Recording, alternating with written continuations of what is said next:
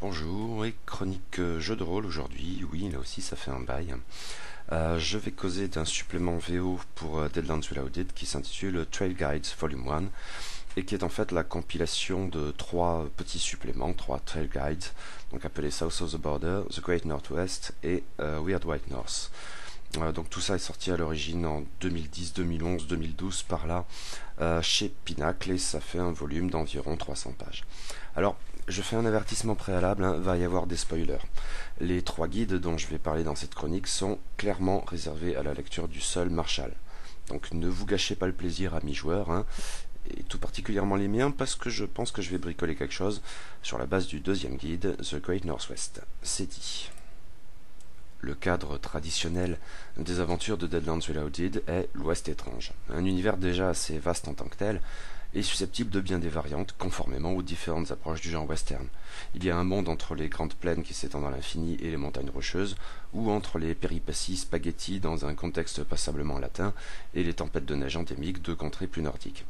Il faut y ajouter des spécificités de cet univers uchronique qui, éventuellement, peut s'accommoder de territoires plus fantasques, comme le grand labyrinthe qui est devenu la Californie, ce qui inclut des contextes urbains singuliers, ainsi à Los Angeles ou Shanfan, sans même parler de l'utopie techno-mormone de la République de Deseret, où brille le génial et fou Darius Hellstrom, et en prenant en compte que la bordure orientale du terrain de jeu est plus particulièrement affectée par les ravages d'une guerre de sécession qui, dans Deadlands Reloaded, s'est prolongée bien plus longtemps que dans notre monde, et vient tout juste, au moment de jouer, alors c'est 1880 pour ce supplément, j'y reviendrai, de connaître un cessez-le-feu qui demeure tendu.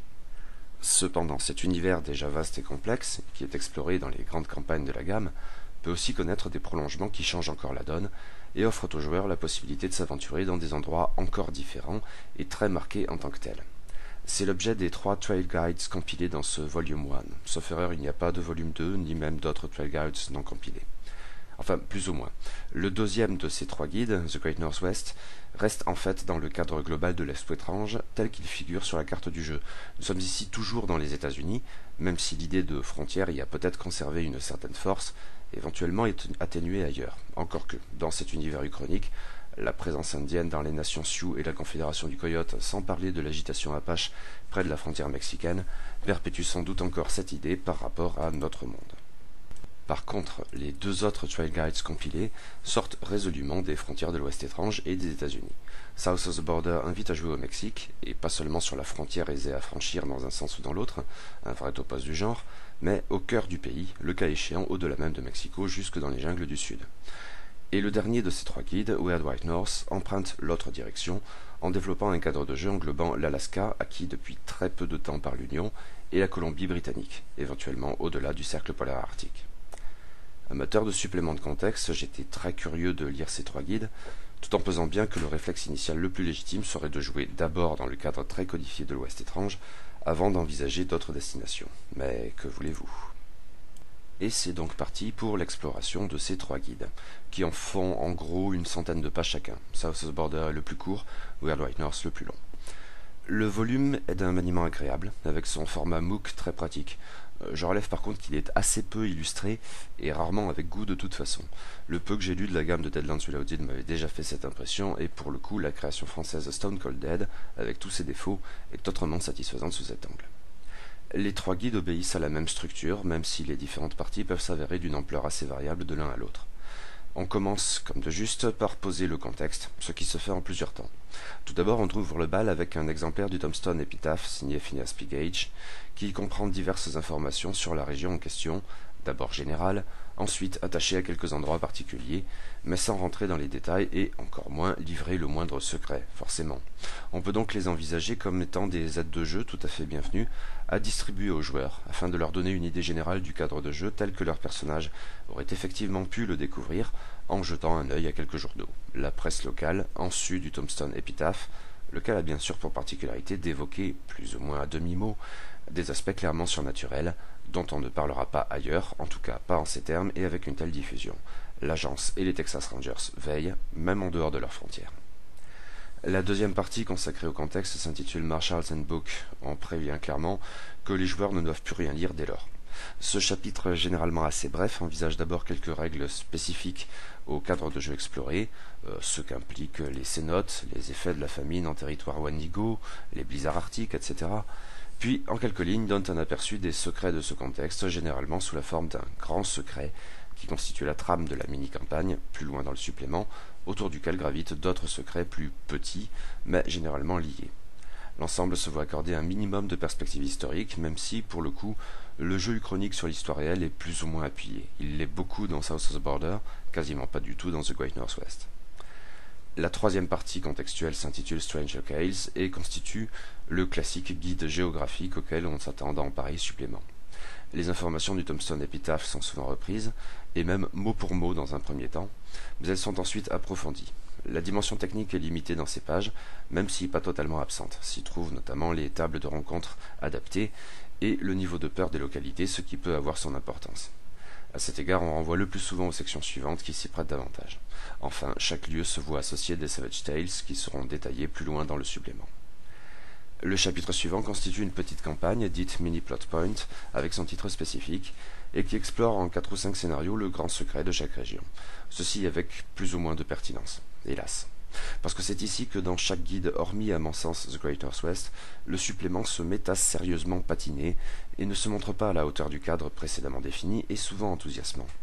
Notez d'ores et déjà que ces campagnes sont délibérément linéaires, et c'est revendiqué, afin de permettre l'exploration rapide du nouveau cadre de jeu pour les vétérans de l'Ouest étrange un peu pressés. Vétérans, oui, car l'adversité est globalement plus forte que dans la gamme de base. À charge le cas échéant pour le Marshal de compléter avec des Savage Tales du supplément ou de développer ses propres aventures. D'une manière ou d'une autre, les longs trajets de chaque campagne s'y prêtent bien, en théorie du moins. On reste dans le domaine des scénarios par la suite avec un chapitre consacré aux Savage Tales, généralement lié à un endroit précis. Encore que parler de scénario dans bien des cas serait abusif, cela tient régulièrement de la simple rencontre. Là encore le niveau est très variable au sein des 12 Guides ou de l'un à l'autre, le nombre aussi. Weird White North en contient le double voire plus par rapport aux autres avec 19 propositions, hélas toutes pourries. Dernière partie enfin, Encounters constitue un bref bestiaire, commençant par envisager des créatures plus ou moins surnaturelles, puis des humains de manière générique. Sauf dans South of the Border, où cette section est bien plus longue que dans les deux autres guides, car elle comprend nombre de PNJ uniques, éventuellement historiques. Ce n'est pas du tout le cas des autres. Une sous-section ou deux sont éventuellement consacrées ensuite à des antagonistes hors normes et liés aux grands secrets de chaque trail guide. Allez, c'est vraiment parti. On commence donc avec South of the Border qui, comme son nom l'indique, invite les joueurs à traverser le Rio Grande pour vivre des aventures au Mexique. Or, le Mexique est alors dans une situation très compliquée de guerre civile. La lecture de ce supplément a été pour moi l'occasion du coup de me pencher un peu sur l'histoire du pays au XIXe siècle, particulièrement complexe et dont je ne savais peu ou prou rien. Des 3 trail guides, c'est celui-ci et de très loin qui joue le plus de la carte historique, à vrai dire. Même si nous ne nous faisons pas d'illusions, au-delà même de la dimension uchronique de Deadlands Reloaded, on ne peut pas dire que l'histoire soit très respectée ici. Vous connaissez la réplique ultra classe de Dumas concernant le viol de l'histoire, c'est peu dire que l'on prend des libertés ici, alors à voir si les enfants sont beaux. Le contexte décrit propose de jouer en 1880, soit un an après le livre de base de Deadlands Reloaded. On y rapporte en effet des événements inconnus de ma part, à savoir surtout que le général Santa Anna a lancé une attaque sur la Californie, semble-t-il avec une armée de morts-vivants. Dans le livre de base, la menace d'une intervention armée pesait, mais sans autre précision. Je suppose que ces événements sont décrits dans la campagne The Flood, mais à vrai dire, je n'en sais rien. En tout cas, cet assaut s'est révélé infructueux, mais ses conséquences pèsent néanmoins sur un Mexique, plongé donc dans la guerre civile. En effet, 4 factions s'affrontent. Le pouvoir officiel appartient à l'empereur Maximilien, mis en place par les puissances européennes et plus particulièrement la France, qui dirige dans les faits le pays et dont la légion étrangère surtout est peu ou prou omniprésente. Le maréchal Bazaine, ou plutôt Bazin, puisqu'il est systématiquement appelé ainsi dans ce supplément, autrement plus futé que l'empereur, devine qu'il y a anguille sous roche concernant l'assaut de Santa Anna, mais personne ne l'écoute. Note ici, on ne sait pas grand-chose de ce qui est supposé se passer en Europe à cette époque, dans notre monde. Bazaine a largement eu le temps de rentrer en France suite à l'échec de l'expédition mexicaine, et même de porter le chapeau pour la défaite française face à la Prusse en 1870.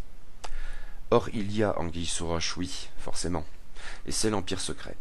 Une immense société secrète d'Aztèques désireux de chasser les Espagnols de leurs terres et n'hésitant pas pour ce faire à recourir à la magie la plus noire, passant souvent par la résurrection des morts, dans l'optique d'une foi aztèque mêlée de réminiscences mayas, presque unilatérale à cet égard. Mais il y a deux autres factions à prendre en compte.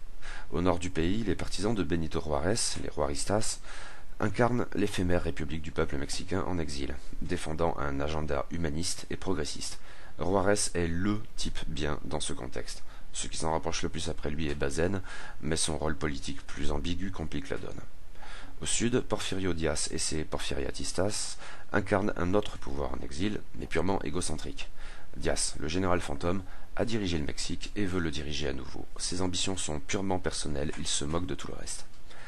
Mais clairement, la clé de l'affaire est l'Empire secret, avec ses chamans aztèques, dont surtout Xitlan, et plus ou moins directement ses divinités maya aztèques comme Quipactli, qui a été réveillé par Raven. Mais tous ne sont jamais que des serviteurs plus ou moins conscients des ambitions maléfiques des juges, et au premier chef de Peur, qui domine le Mexique. On aurait pu croire que c'était guerre.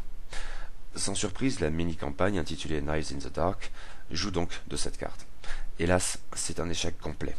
Le caractère délibérément linéaire de la trame n'est que plus ou moins susceptible d'aménagement, tant tout va à fond la caisse, avec des expédients improbables pour accélérer encore les choses en bouffant les trajets. Les deux premiers scénarios ne sont du coup guère, et le troisième pas beaucoup plus, et cette marche forcée très artificielle n'a vraiment rien d'enthousiasmant. Le cadre, pourtant alléchant à première vue, à être ainsi réduit à son squelette le plus brutal, perd absolument tout intérêt. Autant dire que ces pages sont parfaitement inutiles en tant que telles, à moins de sauver quelques petites choses des deux derniers scénarios, les seuls où il se passe quelque chose, mais sans finesse aucune. C'est là encore du brutal, mais au sens baston. En somme, je suppose que le contexte de South of the Border peut toujours s'avérer pertinent, mais à la condition d'infuser une campagne de création purement personnelle ou peu s'en faut. D'autant que les Savage Tales qui sont ensuite proposés manquent le plus souvent d'intérêt, car bien trop squelettiques et éventuellement limités à une unique rencontre, ce qui peut être intéressant dans l'absolu, mais à la condition impérative de broder considérablement soi-même autour. L'histoire du carnaval, par exemple. Bon, je n'en ai peu ou prou rien retenu, là, comme ça.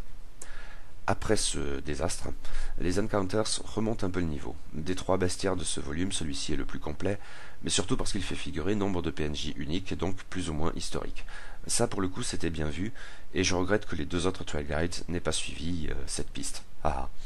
Notez quand même une chose, en dehors de ces PNJ, les bébêtes animales ou monstrueuses et a fortiori les figures de l'Empire secret ou des mythologies en cause sont pour le moins balèzes. Confirmation qu'il vaut mieux que les personnages aient atteint un certain rang avant de les envoyer au casse-pipe.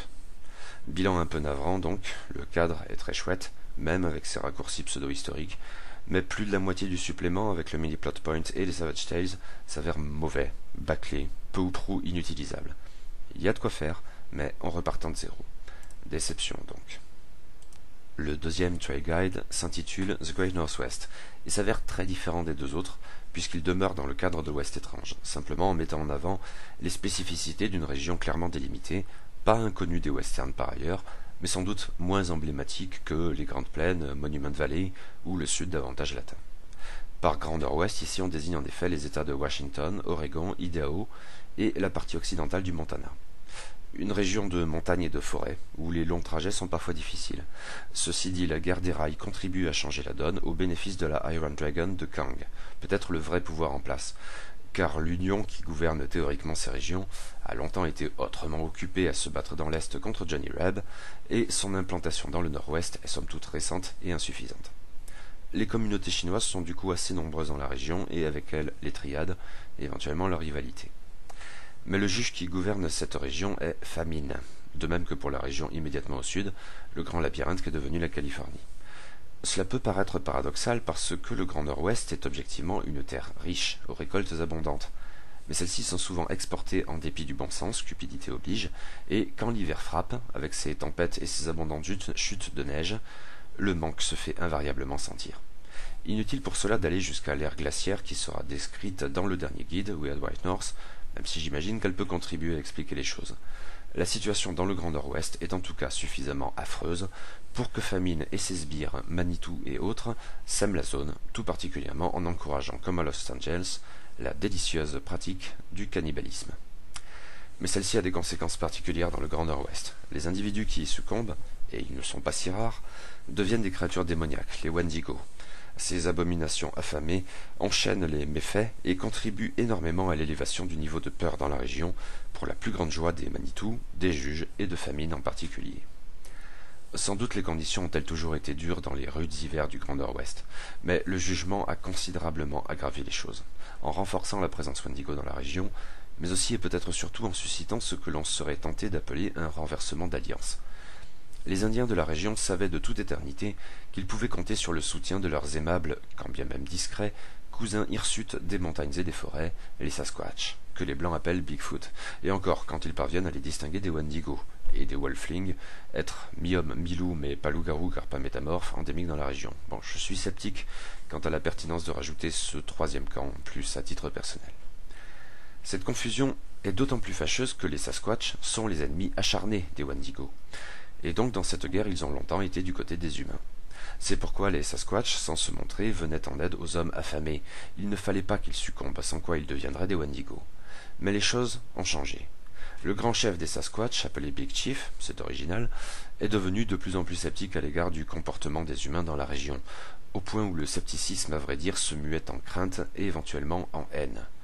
Big Chief est mort, mais il est revenu, car les juges ont bien conçu qu'il pouvait s'avérer un allié de poids. Le Sasquatch est donc un déterré, cas semble-t-il unique, et il est revenu de la mort avec, disons, une théorie économique. Pour vaincre les Wendigo toujours plus nombreux, il faut frapper à la source. Puisque ce sont les hommes affamés qui deviennent des Wendigo, il ne faut surtout pas tenter naïvement de leur venir en aide, mais bien les éliminer d'office. C'est la seule garantie qu'ils ne viennent pas gonfler les rangs de leurs ennemis. Realpolitik. La condition de déterré de Big Chief n'a pas été sans inquiéter les Sasquatch, ainsi amenés à rompre avec leurs habitudes millénaires de secours aux humains, mais le charisme sans pareil du bonhomme les a finalement convaincus, plus ou moins en fait. Ce qui change tout. Les humains doivent désormais faire face non seulement aux Wendigo et aux Wolflings, mais aussi à leurs anciens alliés et de poids, les Sasquatch. Bien sûr, cette trame se trouve au cœur de la campagne midi-plot point du supplément, intitulée The Winter War. On y retrouve en tête le même avertissement concernant la linéarité que dans South of the Border, mais le résultat est autrement convaincant. Sur cette trame, pas forcément d'une originalité débordante, les 5 scénarios sont plus que corrects, avec une préférence pour le troisième, Seven Devils, très riche et varié, avec leur lot d'événements qui y comptent, et, cerise sur le gâteau, des dilemmes très bienvenus. En outre, leur enchaînement est mieux pensé que dans Night in the Dark, sans plus rien d'outrancièrement mécanique, ce qui permet d'insérer plus aisément et naturellement d'autres épisodes, qu'ils soient issus des Savage Tales du supplément ou qu'il s'agisse de création personnelle du Marshal. En fait, je n'ai qu'une critique à formuler. La fin de la campagne est pour le coup tellement ouverte qu'elle n'a rien d'une fin. Arrivé au terme du 5e scénario, la campagne n'est en fait pas terminée. Il reste à faire, éventuellement beaucoup d'ailleurs, mais c'est totalement à la discrétion du Marshal et du gang. Je crois cependant que les événements antérieurs, nettement moins unilatéraux que dans Night in the Dark, auront à ce stade suffisamment dégagé de pistes pour permettre de construire en commun une conclusion réellement satisfaisante. Les Savage Tales de The Great Northwest m'ont aussi paru bien plus intéressantes que celles de South of the Border. Sans même parler de celles de Weird White North, j'y arrive. Là encore, ce ne sont qu'assez rarement des scénarios à proprement parler, mais The Winter War offre quelques opportunités pour en glisser une ici ou là, et certaines, même relativement banales, ont une petite touche d'humour pas désagréable, mais qui s'associe étrangement bien à l'horreur, chose souvent périlleuse. Chief Barrelberry's Revenge, Falcott's Depth, Flashpoint, Tacoma Creepers, et, bien sûr, la très Lovecraftienne Witch's Brew. Shanghai et War Eagle Wisdom, par contre, m'ont paru ratés. C'est d'autant plus regrettable que cette dernière est conçue pour s'insérer dans The Winter War, au cas où le gang s'égarerait, mais j'ai l'impression qu'elle ne fonctionne tout simplement pas. Le chapitre Encounters de The Great Northwest est le plus court des 3 de Trail Guides Volume 1. Son intérêt est surtout de distinguer plusieurs types de Wendigo, de Sasquatch et de Wolfling. Mais comme dit plus haut, je suis très réservé concernant l'intérêt véritable d'user de ces derniers dans The Winter War. Je trouve ça un peu redondant. Note quand même au passage, les seuls humains génériques de ce bestiaire sont les cowboys. Ben oui, faut croire qu'il n'y avait pas de profil type avant cela. Bizarre tout de même. Bilan sans appel au regard des 2 premiers Trail Guides, si son cadre est incomparablement moins original, The Great Northwest s'avère bien plus réussi que South of the Border, à tout point de vue. Et autant le dire de suite, on constatera la même chose par rapport à Weird White North, de manière plus flagrante encore. Il y a peut-être quelque chose de paradoxal ici, c'est le cadre le moins exotique qui se montre le plus enthousiasmant, et de loin. Du coup, je songe à en faire usage. J'ai un petit problème lié à ma table. J'ai peur que cette histoire très centré sur les Wendigo, rappelle un peu trop une partie de Delta Green jouée avec la même table, mais où j'étais PJ, le MJ étant un de mes joueurs pour Deadlands Reloaded. Mais j'ai envie de tenter le coup. Peut-être en commençant par un bac à sable introductif, celui de Stone Cold Dead, dont je pensais user des premiers scénarios, ceux qui se déroulent à Crimson Bay, ville qui a le bon goût de se trouver dans ce grand nord-ouest. Peut-être en y glissant aussi une variation sur Coffin Rock, bon, on verra, même s'il est bien temps que je me décide. Mais reste un dernier trail guide, celui intitulé Weird White North, et que j'ai trouvé encore moins satisfaisant que South of the Border. Je ne suis pas certain qu'on puisse en sauver grand-chose. Le cadre aurait pu être chouette pourtant, qui englobe donc l'Alaska et la Colombie-Britannique. Bien sûr, il faut prendre en compte qu'il est très rude, vraiment très très rude, ou du moins en partie. C'est à vrai dire un problème majeur de ce trail guide, son manque de cohérence, pas toujours évident à justifier, et qui ne rend pas la trame globale très aisée à pitcher. Bon, la base, il fait froid, sans déconner. Mais on va jusqu'à parler d'une ère glaciaire là. 3 grands esprits de l'hiver en sont responsables, que l'on appelle ici les Howlers, et qui, comme de juste, ont été libérés par ce connard de Raven, comme d'habitude. Libérés parce qu'ils avaient été emprisonnés par un maître du kung-fu appelé le dieu du feu. Allons bon. Bon, déjà, j'y crois plus. Mais Raven a aussi excité la tribu des Tlingit à se friter contre les Blancs en servant les Howlers. Ils avaient déjà sévèrement cogné les Russes en même temps. L'Alaska a été acquis par l'Union en 1867. Au moment du jeu, c'est donc tout frais, si j'ose dire. Les Inuits, par contre, sont cool. Hey. Mais pour faire face à cette ère glaciaire, la Colombie-Britannique, donc le Dominion du Canada, donc l'Angleterre, a 2 doigts du conflit ouvert avec l'Union depuis l'annexion de Détroit. En fait, les 2 puissances se disputent ces zones à peine vivables en raison des richesses qui s'y trouvent, la roche fantôme en tête, qui attire des milliers de prospecteurs du dimanche, certes pas décidés à attendre la ruée vers l'or du Klondike. Bref, le pouvoir british a fait appel au bon service de Darius Elstrom, qui a construit une sorte de grande muraille électrique, la Winter Line, supposée préserver les contrées plus au sud de l'ère glaciaire en formation au nord. Bon, c'est déjà plus ou moins crédible. Ça se complique quand on nous explique qu'en fait cette ligne ne fonctionne pas du tout, d'autant qu'il faut faire gaffe à ce que les différents juges ici ne se marchent pas sur les pieds, mais qu'il y a bien un effet un effet, et dont la vraie cause, classiquement, implique des esprits de la nature. Bon. Reste que, escroquerie de la Winterline ou pas, les conditions sont drastiquement opposées au nord et au sud de cette ligne approximativement. Et au nord, ce qui inclut tout l'Alaska, c'est donc vraiment très rude. Weird White North ne fait sens qu'à la condition de sans cesse rappeler aux joueurs que leurs personnages ont froid, ont faim, que le vent est terrible, que la tempête de neige les aveugle, qu'il n'y a personne d'autre à des dizaines voire des centaines de kilomètres à la ronde, et qu'ils vont crever là tout de suite, ou presque. J'ai peur que ce soit too much en fait, mais à condition de travailler l'ambiance, il y aurait peut-être quelque chose à tirer de ce cadre. Ceci dit, sans que le bouquin s'avère vraiment utile ici. Nous savons qu'il fait froid tout là-haut. Et comme les explications, ou plutôt les secrets, sont ultra foireux, sans exception, le résultat s'avère nul. La campagne Mini Plot Point, intitulée Against the Howlers, ce titre donne déjà une idée de l'inventivité et de l'implication de l'ensemble, est en effet pire encore que Knives in the Dark. Plus longue, mais ne comptant que 4 épisodes, elle m'a paru ridicule de bout en bout. Le rôle essentiel joué par Feu, notre maître du kung-fu, dès le départ, ne me paraissait pas très engageant.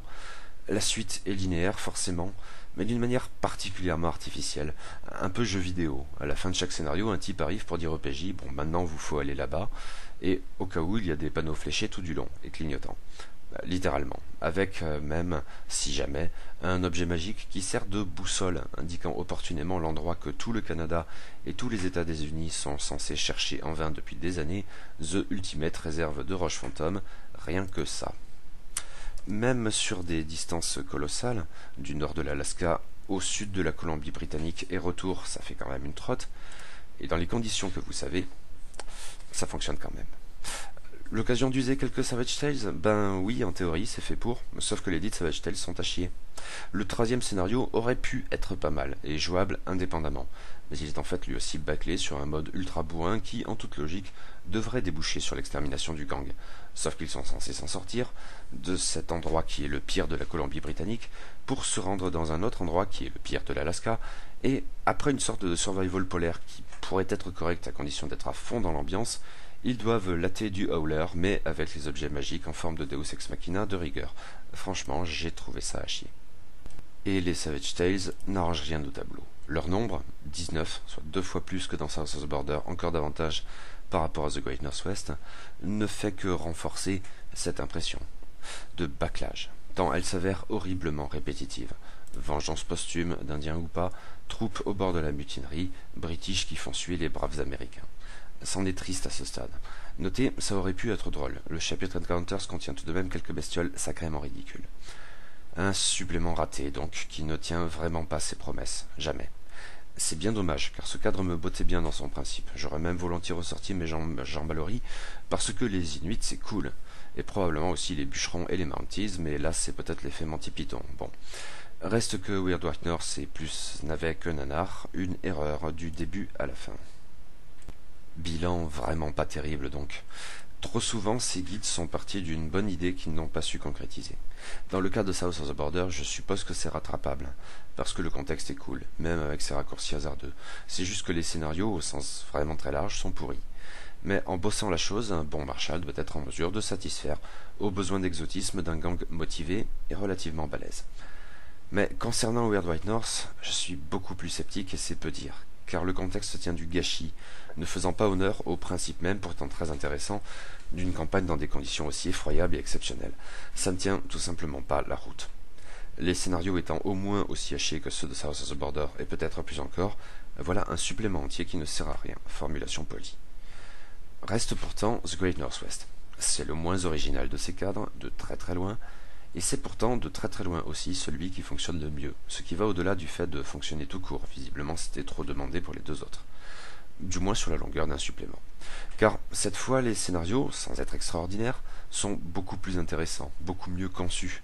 La trame de The Winter War pourrait paraître éculée, même mon sentiment global est celui d'une conception plus subtile qu'elle n'en a l'air, pour un résultat tout à fait enthousiasmant.